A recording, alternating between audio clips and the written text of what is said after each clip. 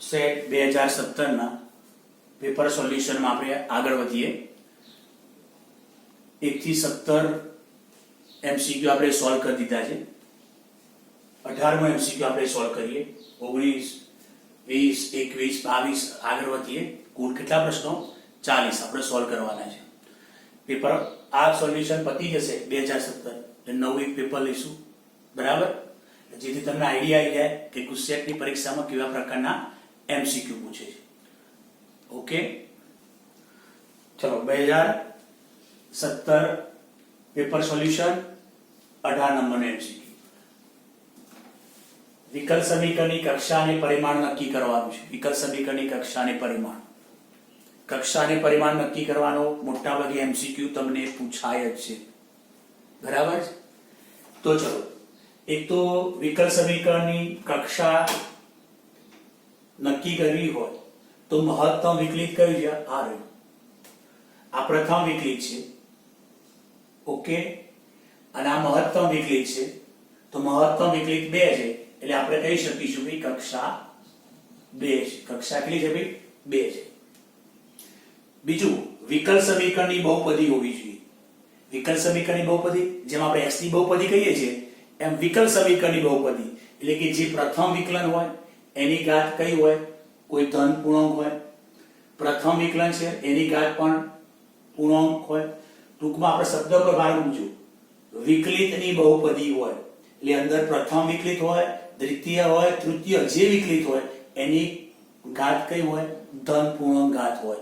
તો જ આપણે પરિમાણ નક્કી કરી શકીએ. અહીંયા ભલે x ની 1/2 ઘાત રહી પણ આ વિકલનની ઘાત નથી, x ની ઘાત છે એટલે એને ધ્યાનમાં નથી લેવાની. પણ જો અહીંયા ધારો કે 3/2 ઘાત હોય તો પરિમાણ નક્કી થાય નહીં. એને આપણે 3/2 માંથી અપૂર્ણાંક ઘાતમાંથી પૂર્ણાંક ઘાતમાં કન્વર્ટ કરવી પડે, ધન પૂર્ણાંકમાં. ઓકે બેટા? તો એ ડાયરેક્ટ કહી શકાશે કે ભાઈ પરિમાણ આ મોટા મોટું વિકલન એની ઘાત, તો પરિમાણ કેટલું છે ભાઈ? 3. એકદમ સરળ દાખલો પૂછ્યો છે, આવો જ પૂછાય છે. તમે જોજો ઓલ્ટરનેટિવ પેપરની અંદર કક્ષા અને પરિમાણ પૂછેલું જ હોય છે. ચલો હવે આગળ 19 નંબરનો એમસીક્યુ. અચળ લંબાઈના અવાભિલંબ ધરાવતા ઉગમ બિંદુમાંથી પસાર થતા વક્રનું સમીકરણ ખાલી જગ્યા છે. તો જે વક્રમાં અવાભિલંબની લંબાઈ અચળ હોય એ વક્ર કોણ હોય? પરવલય જ હોય. એટલે પરવલયનું સમીકરણ કયું? તો એક પરવલય આ છે અને એક પરવલય આ છે, એટલે બેમાંથી કોઈ એક ઓકે અહીંયા y સ્ક્વેર છે તો પછી આપણે આ જ સમીકરણ આવશે. જો આ રહ્યું પરવલયનું સમીકરણ, આ જ જવાબ આવશે. જો પેન ચલાયા બરોબર, એટલે અમુક પોઈન્ટ તમને યાદ હોવા જોઈએ કે ભાઈ અવાભિલંબની લંબાઈ અચળ હોય, દરેક બિંદુએ અવાભિલંબની લંબાઈ અચળ હોય એવો કયો વક્ર હોય? તે પરવલય જ હોય. તો પરવલય આપણે ડાયરેક્ટ જવાબ લખી શકીએ. ચલો હવે મેળવીએ, સાબિત કરીએ. તો xy બિંદુએ અવાભિલંબની લંબાઈ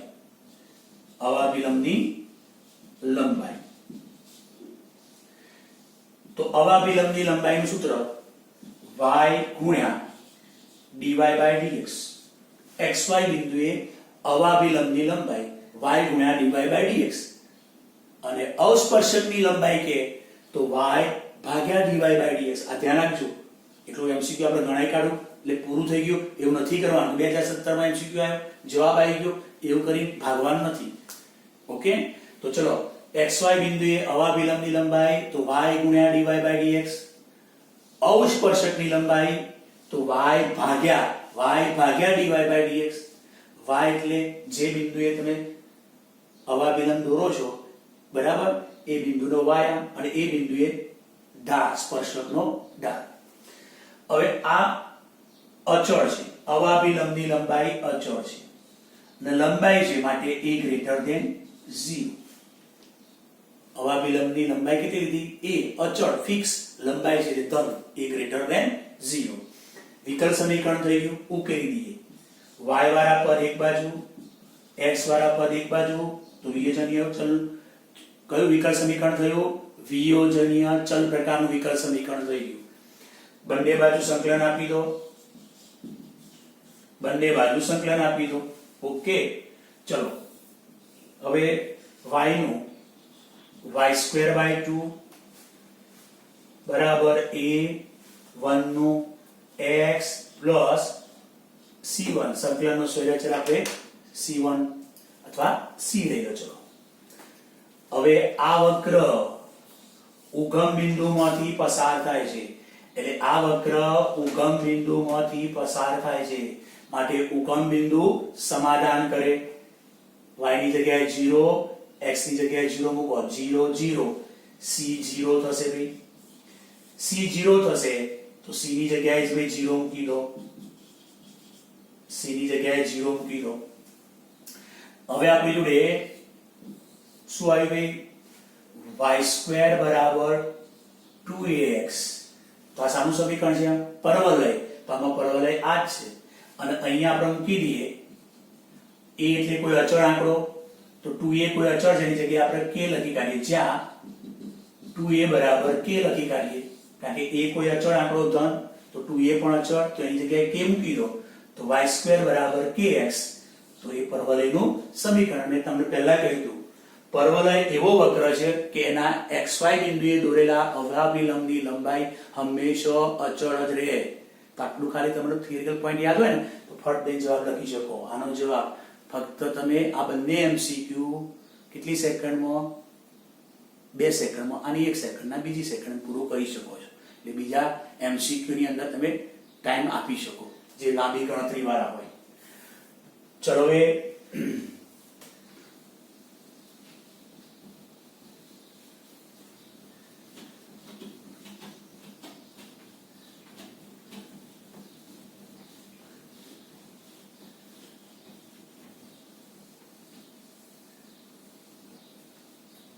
જો 20 નંબરના MCQ માં શું શોધવાનું છે? વિકલ સમીકરણ એનો સંકલ્યકારક અવયવ dy/dx બરાબર 1/x + y + 2 સંકલ્યકારક અવયવ શોધવાનું છે. તો જો તો પહેલા ઉલટાઈ દઈએ તો x + y + 2. અહીંયા x એટલે x નું સુરેખ વિકલ સમીકરણ બનાવીએ, dx / dy. x વાળું પદ અહીં લાવી દો.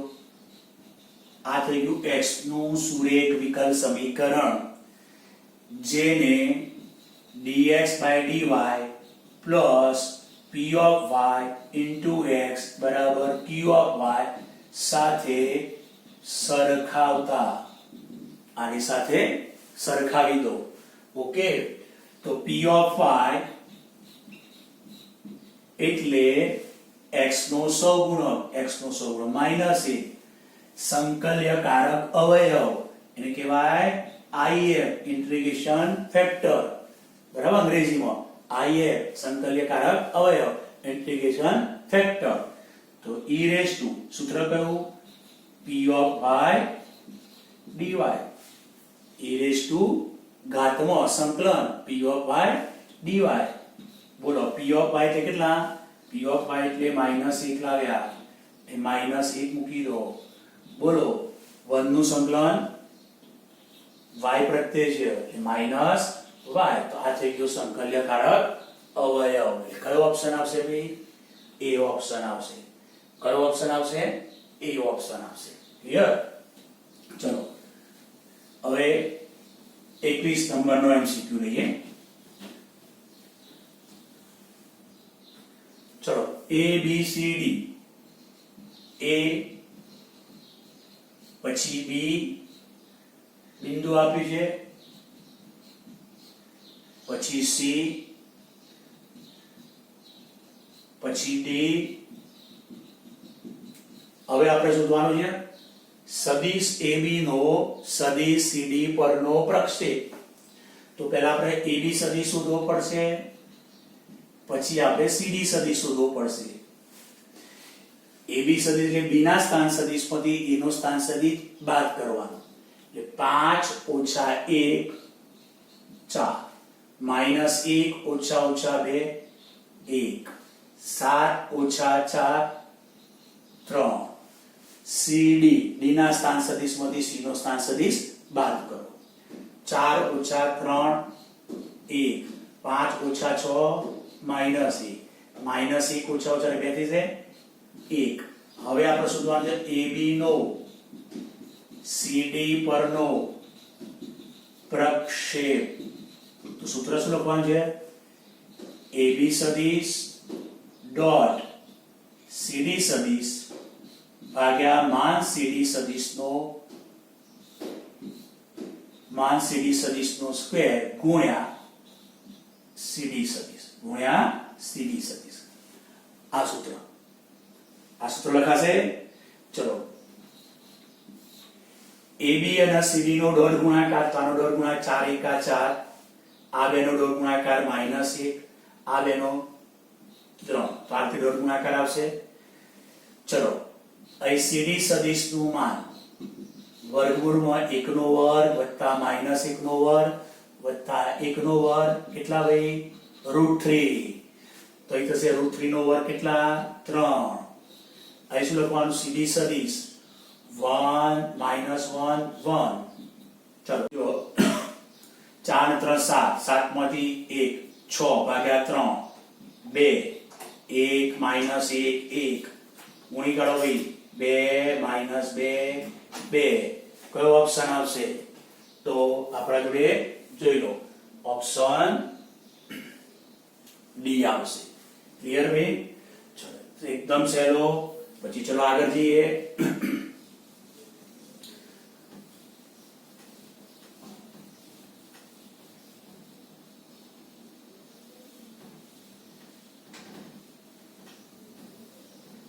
ચલો હવે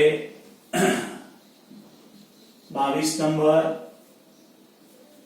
બિંદુ A નો સ્થાન સદિશ, બિંદુ A સાથે જોડાયેલ સ્થાન સદિશ જેને આપણે કહી દઈએ x1 y1 z1 તરીકે લઈએ. આગળ શું કીધું? એ બિંદુનું A નું xy સમતલથી અંતર એટલે લંબ અંતર p1. પછી શું કહ્યું છે?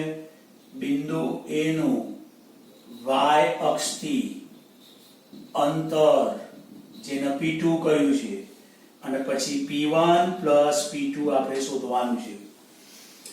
ચલો xy સમતલથી અંતર એટલે અહીંયા x અને y આવી ગયા એટલે x અને y ને લેવાનું માનકમાં z1.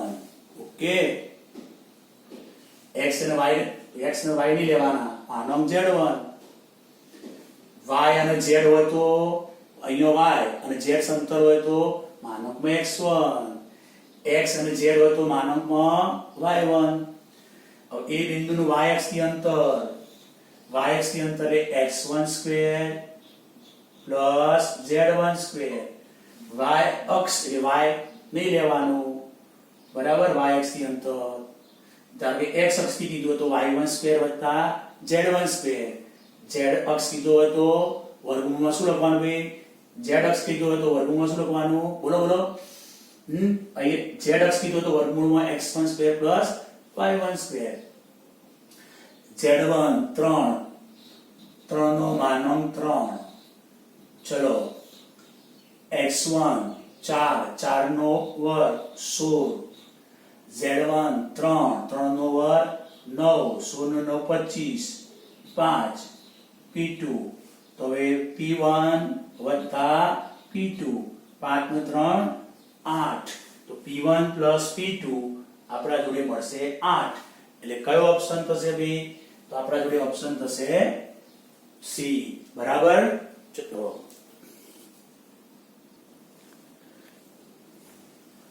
ચલો હવે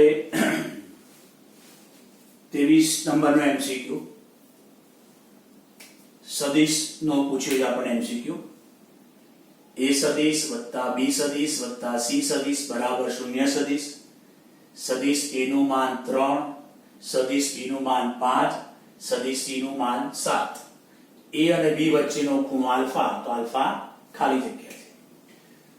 તો સૌપ્રથમ A વત્તા B વત્તા C બરાબર 0 સદિશ. એ અને બી વચ્ચેનો ખૂણો આલ્ફા છે એટલે એ અને બી આ બાજુ રવા દઈએ, સી સદિશ પેલી બાજુ લઈ જઈએ, બંને બાજુ માન આપી અને વર્ગ કરી નાખો, માન આપી અને વર્ગ કરી નાખો.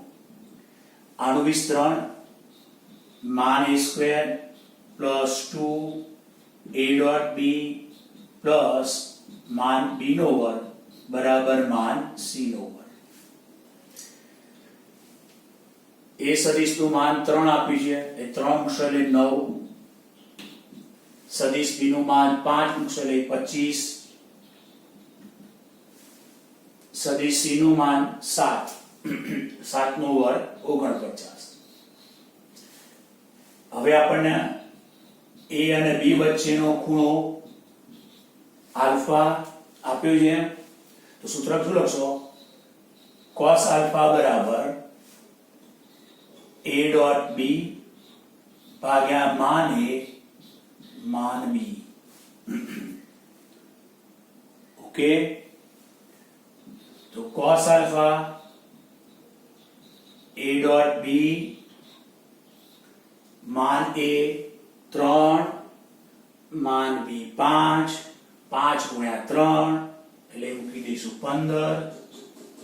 તો હવે 2 a ડોટ b, તો a ડોટ b શું લખશો? a ડોટ b ની જગ્યાએ મૂકી દો 15 cos alpha. a dot b એટલે કેટલા? 15 cos આલ્ફા. હવે જો 15 દુ 30 cos આલ્ફા. ચલો 9 પેલી બાર લઈ લો, 49 માંથી 9 લે 40, 15 पे 25 બાદ કરો 40 માંથી 25 એટલે 15. તો cos આલ્ફા 15 ભાગ્યા 30 એટલે 1/2. cos ની કિંમત 1/2 કયા ગુણાકાર આવશે? બોલો, π/3. cos π/3 શું શોધવાનું? આલ્ફા. કેટલો? એ ઓપ્શન આવી ગયો, જોઈ લો, એકદમ સરળ. આગળ જઈએ આપણે 24 નંબરનો MCQ.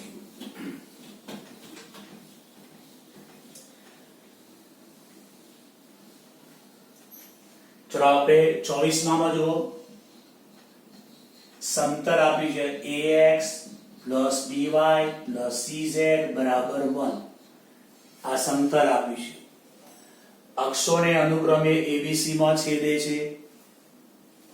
તો અહીં લખીશું x ભાગ્યા 1/a, b ને નીચે લઈ જાઓ 1/b, આ c ને પણ નીચે લઈ જાઓ 1/c. a નીચે લઈ ગયા, b નીચે, c નીચે લઈ ગયા, કયું સ્વરૂપ થયું? બોલો, x/a plus y/b plus z/c બરાબર 1. સમતલનું અંતઃખંડો વાળું સૂત્ર થયું. આપણે તમે આમ લખો છો x/a plus y/b z/c 1, આવું લખો છો ને? x અંતઃખંડ a, y અંતઃખંડ b અને z અંતઃખંડ c હોય એવા સમતલનું સમીકરણ. આ શું થઈ ગયું ભાઈ? x અંતઃખંડ, બોલો, આ y અંતઃખંડ, આ z અંતઃખંડ.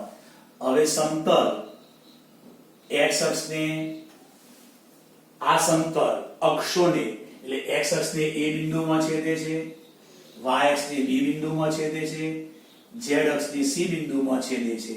તો આપણને abc ના યામ મળશે. ચલો x અંતઃખંડ, તો a ના યામ 1/a 0 0. આ શું કહેવાય? y અંતઃખંડ, તો b ના યામ, આ z અંતઃખંડ, તો આ c ના યામ. કારણ કે આપણે રકમમાં શું કીધું છે કે ભાઈ આ સમતલ x અક્ષને a માં, y અક્ષને b માં, z અક્ષને c માં છેદે છે એટલે અહીંયા x અંતઃખંડ મુકાય, y અંતઃખંડ ને z અંતઃખંડ. હવે શું આગળ આપ્યું? ત્રિકોણ ABC નું મધ્ય કેન્દ્ર. ત્રિકોણ ABC નું મધ્ય કેન્દ્ર તમને આપી દીધું છે 1/6 -1/3 અને 1. મધ્ય કેન્દ્ર એટલે x યામોનો સરવાળો ભાગ્યા 3 y આમનો સરવાળો ભાગ્યા 3, z આમનો સરવાળો ભાગ્યા 3. ચલો x આમનો સરવાળો 1/a, પછી બોલો y આમનો સરવાળો કેટલો થાય 1/b, z આમનો સરવાળો કેટલો થાય 1/c, 1/6 -1/3 અને 1. ચલો સરખાઈ દઈશું. 1/, આટલા થશે ભાઈ 3a, 1/6 અને નીચે લેજો 1/3b બરાબર કેટલા -1/3. z આમ સરખાઈ દો 1/, આ કેટલા થશે ભાઈ 3c, એના બરાબર કેટલા 1. સરખાવ એ કેટલા થશે ભાઈ 3 3 ડી હશે, a બરાબર 2, 3 3 ડી છે, b બરાબર -1 અને અહીંયા c બરાબર 1/3. c કરતા બનાવો. શું શોધવાનું છે હવે? a + b + 3c. a ની કિંમત 2, b ની -1, 3c કેટલા થશે ભાઈ 1, 3c 1 કેટલા થયા 2. શું જવાબ આવશે 2, એ ઓપ્શન. જોઈ લો. ક્લિયર? આ પણ એકદમ સરળ પૂછ્યો છે, જોઈ લો. પેપર જ આખું 2017 એકદમ સરળ છે ભાઈ. ઓકે ચલો હવે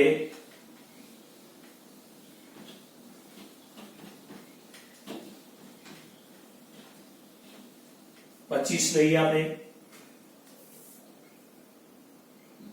25 રેખા આપી છે x બરાબર 4z + 3, y બરાબર 2 - 3 છે. રેખાનું સમીકરણ આપ્યું છે. સદિશ તો દાખલો છે પેલા તો ખબર પડે છે ને. સદિશ એમાં રેખાનું સમીકરણ ના દિક ખૂણાઓ. દિક ખૂણા એટલે રેખાએ x અક્ષની ધન દિશા સાથે બનાવેલો ખૂણો આલ્ફા, પછી y અક્ષની ધન દિશા સાથે બનાવેલો ખૂણો બીટા અને z અક્ષની ધન દિશા સાથે ખૂણો બનાવેલો gamma. cos alpha, cos beta, cos gamma દિક કોસાઇન કહેવાય. તેનો સરવાળો કેટલો થશે? ચલો અહીંયા x - 3 ભાગ્યા 4, z y - 2 ભાગ્યા -3 બરાબર z. अब सरखाई दिए z z सरखाए तो x - 3 भाग्या 4, y - 2 भाग्या -3 बराबर z. बराबर z सरखाई दो અને ભાગ્યા 1 લખી શકાય. તો રેખાની દિશા l સદિશ કેટલી આવશે ભાઈ 4 - 3 1. રેખાની દિશાના ઘટકો લખ્યા. એનો એકમ સદિશ શોધીએ. પોતે સદિશ ભાગ્યા એનું માન 4 - 3 1 વર્ગમૂળમાં 16 વત્તા -3 નો વર્ગ વત્તા 1 નો કેટલા થશે ભાઈ 16 નો 25 ની 1 26 વર્ગમૂળમાં 26 તો 4 ભાગ્યા √26 -3 ભાગ્યા √26 અને 1 ભાગ્યા √26. રેખાની દિશાનો એકમ સદિશ શોધ્યો. તો આ ઘટકો કયા કહેવાય? દિક કોસાઇન. એટલે આપણ જોડે cos આલ્ફા, આ cos આલ્ફા થયું, આ cos બીટા અને આ થયું cos ગેમા. cos ગેમા બરાબર જોઈ લો. અને પછી શું કરવાનું છે? રકમમાં દિક કોસાઇનનો સરવાળો. દિક કોસાઇનનો સરવાળો. તો સરવાળો કેટલો થશે ભાઈ √26 છેદમાં થશે 4 ને 5, 5 માંથી 3 એટલે 2. તો ચલો 2 ભાગ્યા √26 સી ઓપ્શન આપણને આપેલો છે. સી ઓપ્શન આપેલો છે. ક્લિયર? ચલો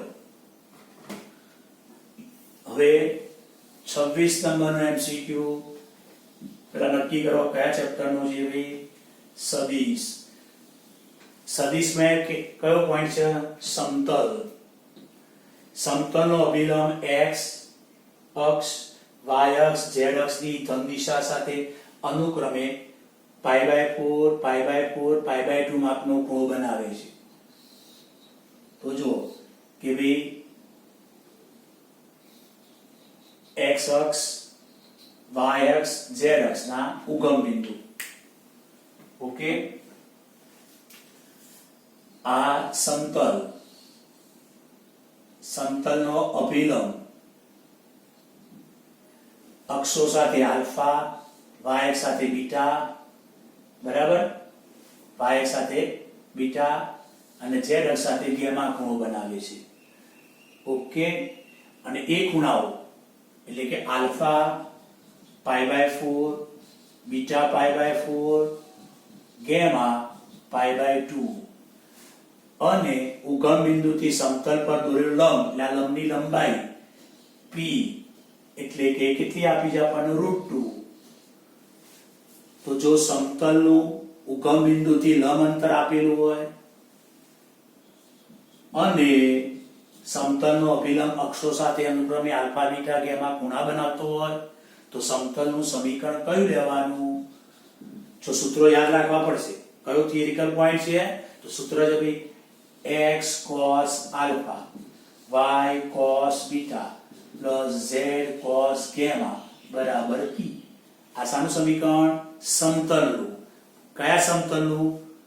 કે જે સમતલનો અભિલંબ અક્ષો સાથે અનુક્રમે આલ્ફા બીટા ગેમા ખૂણા બનાવે અને સમતલનું ઉગમ બિંદુથી લંબ અંતર p આપેલું હોય ત્યારે આ સૂત્ર વાપરવાનું. યાદ રાખશો, ફરીથી પૂછાય તો પણ ખ્યાલ આવ્યો? ચલો, આલ્ફા π/4, બીટા π/4 અને ગેમા π/2, p લંબ અંતર √2. ચલો ભાઈ, cos π/4 1/√2, cos π/4 1/√2, cos π/2 0. ચલો આ પદ તો 0 થઈ ગયું. √2 લસા ગુણી કરો તો x + y, √2 ગુણ્યા √2 એટલે 2. તો કયું સમતલ આવશે ભાઈ? x + y બરાબર 2. એટલે આપણનો ઓપ્શન કયો આવશે ભાઈ? એ ઓપ્શન. સરસ છે ને એકદમ.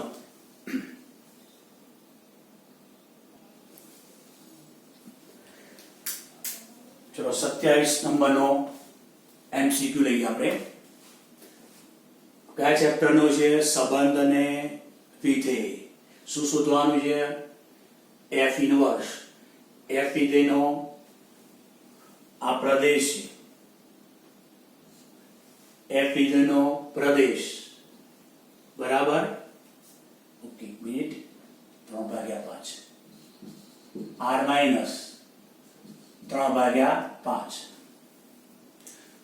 ઓકે, તો f ઓફ x વિધેય આપ્યું છે તો f ઇન્વર્સ એ શાની વાત કરી છે ભાઈ? પ્રતિવિધેયની. પ્રતિવિધેય ક્યારે મળે? વિધેય એકે હોવું જોઈએ અને વ્યાપ્ત પણ હોવું જોઈએ તો જ પ્રતિવિધેય મળે. હવે લખ્યું છે f ઇન્વર્સ x નું અસ્તિત્વ નથી એટલે આપણે એક અને વ્યાપ્ત માટે થોડી ચર્ચા કરવી પડશે. પરંતુ અહીંયા એક અને વ્યાપ્ત થઈ જશે તો કેવી રીતે? કે ભાઈ f of x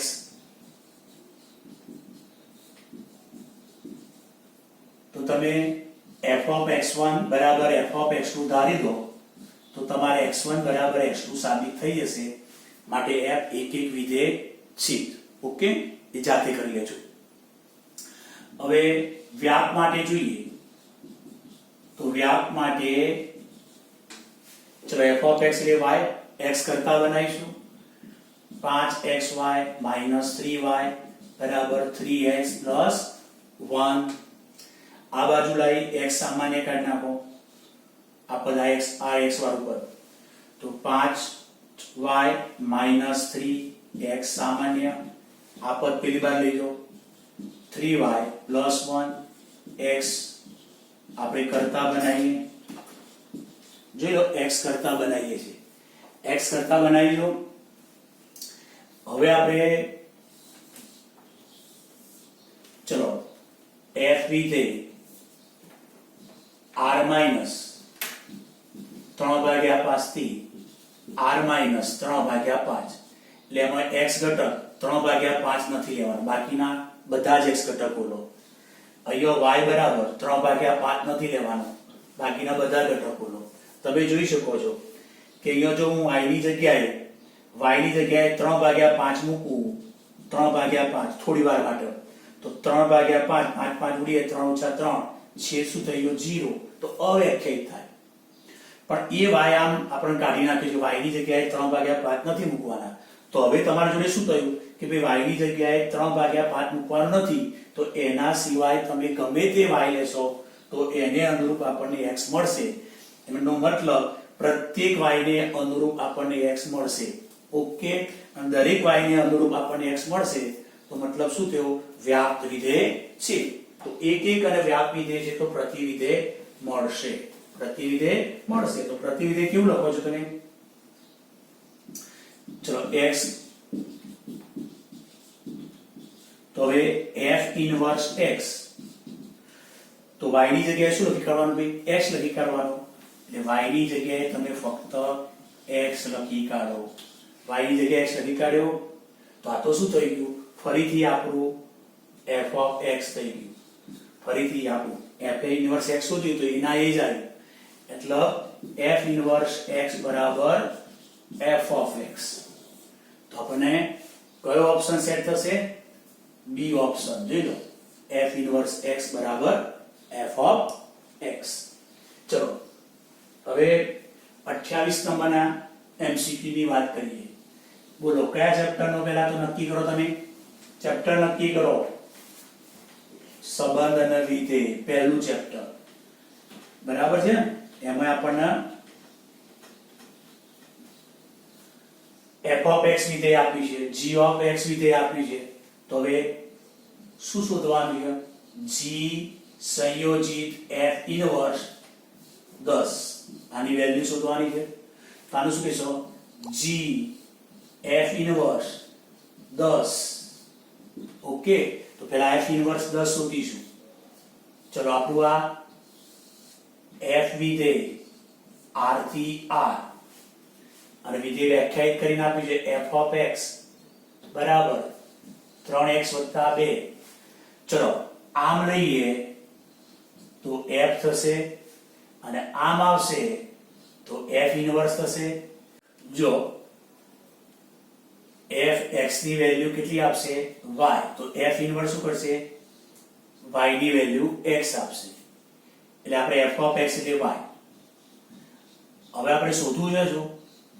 f inverse 10, એટલે કે f y બરાબર અહીંયા 10 લઈ લઈએ તો f ઇનવર્સ 10 બરાબર x. x કેટલા આપણે આ રીતે શોધવું છે. ક્લિયર? એટલે કે y ની જગ્યાએ 10 મૂકી દો તો x બરાબર કેટલા હશે ભાઈ? 8/3. તો આનો મીનિંગ થશે કે f of 8/3 બરાબર 10 થાય. એનો મતલબ 8/3 બરાબર f ઇનવર્સ 10 થાય. તો અહીંયા g f ઇનવર્સ 10 એટલે 8/3 થશે. હવે વિધેય g માં, એટલે આ રહ્યું વિધેય g, x ની જગ્યાએ કેટલા મૂકવાના? x ની જગ્યાએ 8/3. ચલો અહીં 8/3 મૂકી દો, 8/3 મૂકી દો. ઓકે, 3 દુ 6 થઈ જશે, એટલે 8 દુ 16 + 5 કેટલા ભાઈ? 21. તો કયો ઓપ્શન આવશે? 21. Okay, option 21. એટલે ઓપ્શન આપણો આવશે સી. હવે ચલો, હવે આપણે 29 લઈએ. બોલો 29 કયા ચેપ્ટર નું થશે? સંબંધ આવ્યો એટલે સંબંધ અને વિધેય, ચેપ્ટર નંબર 1. કેવા સહેલા પૂછે જો 2017 નું પેપર કેવું સહેલું છે, ખાલી સ્પીડ વધારવાની છે. 40 માંથી 40 માર્ક્સ મેથ્સમાં તમે લાવી શકો છો. ઓકે, ચલો 29 માં ગણ a 1 2 3 ઘટકો ધરાવે છે.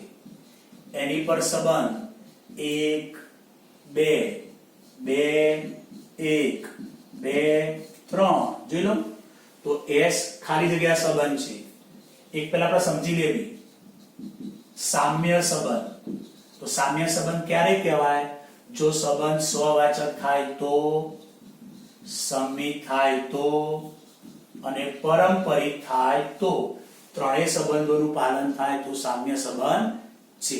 ચલો હવે પેલા સ્વવાચક છે તો તમે જોઈ લો 1 1 આ પ્રકારની જોડ s માં નથી તો સ્વવાચક નથી. એટલે પેલા s સ્વવાચક છે તો ના, તે પહેલો ઓપ્શન ખોટો. એટલે જો સ્વવાચક નથી તો સામ્ય સંબંધ પણ નથી, એટલે આ ઓપ્શન પણ આવશે નહીં. સામ્ય સંબંધ છે લખ્યું છે, સામ્ય સંબંધ છે એ ઓપ્શન આવશે નહીં. હવે આ બંને રહ્યા. હવે જોઈ લો 2 1 આ પ્રકારની જોડ s માં છે પણ 1 હા ઉલટું હોય 2 3 લઈએ 2 2 3 આ જોડ s માં છે પરંતુ એની ઉલટી જોડ 3 2 s માં નથી, એટલે સંમિત નથી. એટલે સંમિત છે તો એનો ખોટું. ઓકે. પછી જો કે ભાઈ 1 નો 2 સાથે સંબંધ s માં છે, 2 નો 1 સાથે સંબંધ s માં છે પણ 1 નો 1 સાથે સંબંધ s માં નથી, એટલે પારંપરિક નથી. તો કયો આવશે? જો પારંપરિક નથી તો s એ પારંપરિક નથી, એટલે આપણો સી ઓપ્શન સાચો છે. ચલો હવે MCQ નંબર 30. 30 નંબરનો MCQ કયા ચેપ્ટરનો છે? પ્રતિવિધેય, ત્રિકોણમિતિય પ્રતિવિધેય chapter number 2. 30 tan inverse cot x plus cot inverse tan x. તો તમે જોઈ શકો છો ભાઈ કે અહીંયા 40 માંથી 40 માર્ક્સ મેથ્સમાં લાવી શકાય. સ્પીડ હોવી જોઈએ બરાબર, અને ભૂલો ના થવી જોઈએ. બાકી તમે એક્ઝામની બહાર નીકળો એટલે તો આપણને ખબર પડી 40 એ 40 આવડતું છે, ટાઈમ ખૂટ્યો, થોડી ભૂલ થઈ ગઈ, સિલી મિસ્ટેક થઈ ગઈ, બોલીએ ને આવું વસ્તુ એવું જ થવાનું છે. એટલે સ્પીડ લાવો, વધારે પડતા MCQ ગણો. ચલો અહીંયા આપણને શરત આપી છે કે x કોની વચ્ચે છે? 0 થી π/2 ની વચ્ચે. તો tan ઇન્વર્સ અહીંયા કોટી કોણ લખીએ? tan π/2 - x. cot inverse tan x તો cot π/2 - x. અહીં પણ કોટી કોણ લખ્યો? અહીં પણ કેમ? tan inverse tan theta, cot inverse cot theta સ્વરૂપ લાવવા માટે. બાર tan inverse હોય તો અંદર tan લાવવું પડે, cot inverse તો cot લાવવું પડશે. ચલો એ માઈનસ વડે ગુણી કાઢો. ગુણી કાઢ્યા, π/2 ઉમેરી દો, π/2 ઉમેરી દઈએ છીએ 0. આ ખૂણો ક્યાં આવ્યો? 0 થી π/2 ની વચ્ચે. ઓકે, 0 થી π/2 ની વચ્ચે. ચલો tan inverse tan theta, tan inverse માં કોની વચ્ચે જોઈએ? -π/2 થી +π/2 ની વચ્ચે આવી ગયો, માટે અહીં લખી શકશો π/2 - x. cot inverse cot theta, તો એમાં થીટા કોની વચ્ચે જોઈએ? 0 થી π ની વચ્ચે. બોલો એની વચ્ચે આવી ગયો, માટે અહીંયા cot ઇન્વર્સ cot જતું રહેશે. જોઈ લો, π/2 + π/2 π -2x. તો π -2x કયો ઓપ્શન? E. ઓકે, તો અહીંયા આપણે થશે એ ઓપ્શન.